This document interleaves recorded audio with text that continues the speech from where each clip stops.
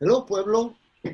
This is Manny de Lizarriturri, your Vote for 2A activist, and I have the honor of having with me a formidable guest, Mr. Tom Carrigan, from a past president of the East Side Action Committee.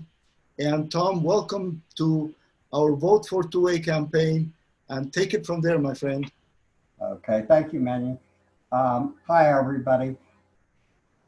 We need to sit back and look at some of the things that Black Hills and in particular Pueblo C.A.R.E.S seems to be trying to pass through.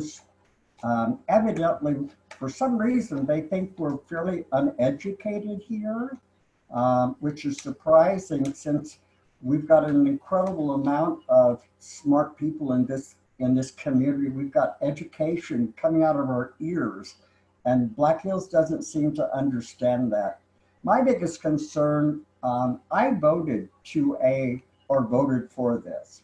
My biggest concern is that for some reason, they don't want us to have a voice, the Pueblo community to have a voice in any decision making that they make concerning our rates, concerning structure, concerning anything to do with Black Hills. We're basically a cash cow, a dumb cash cow. They feed us and they milk us for our dollars, and that's all they have to do. And at some point, we'll be put out for slaughter. And that's what they're trying to do right now. I think, unfortunately, for them, they're trying to gloss over some facts. They're coming up with a lot of things that don't make sense. My voice counts in every single election in a democracy. My voice counts. According to Black Hills, if we stay the same course, my voice won't ever count for them. Up in in Rapid City, South Dakota, they count, but they also get my money. So again, I'm that stupid cash cow. It is a very fitting that Mayor Gradisar in the virtual town hall that Rioja had said that Pueblo C.A.R.E.S doesn't get one vote. The Pueblo C.A.R.E.S issue committee doesn't get one vote. But we all get one vote, and we have the power of our vote. We have right now, during this election, we have an incredible opportunity to make that our voice, our single vote, each of our single votes count.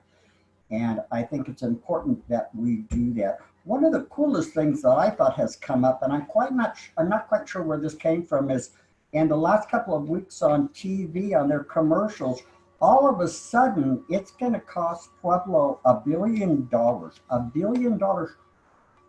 What happened to the few million that they were talking about earlier? How did we get to $1 billion all of a sudden? We are an exceptionally great group of people down here, but I'm not quite sure I know of any other municipality that has had to spend $1 billion to get under the yoke of someone, unless it's a dictator and you just bought the dictator out and you sent him to Elba like France did with Napoleon. But I don't think they spent any money with him either. I don't know. I think one of the things that bothers me as well is with this whole COVID-19 pandemic going on, a lot of people are under a lot of stress and anxiety right now. They're really feeding into this whole thing as well with some of the advertising that they're doing. And I'm a little bit disappointed, to be honest, with our city council president, who is lending his name and his face to this kind of an uncertainty, especially when his face is included in the commercial concerning this $1 billion. What is his thinking? Where did he not become a responsible Pueblo citizen that he can lend his name to a figure that goes from a few million to $1 billion? That's an awfully large jump, in my opinion. How can he justify that? Would be my question to Mr. Flores. If you'd like to answer that, I'd love to sit down and talk sometime with you. Some of the other things as well is that we're a pioneer city. We're one of the original frontier towns. We're one of the original gateway cities to our country. We have innovators here. We have entrepreneurs here. We've got a diverse community here that is so strong, and we have a strong mind. We need to make sure as citizens we're using those precepts that we're we've grown up with them, that we don't lose that. We don't lose that fact that we're letting someone lead us around by our nose. It is very fitting to say that Pueblo's soul was forged in steel, and it continues to have that tempered steel strength.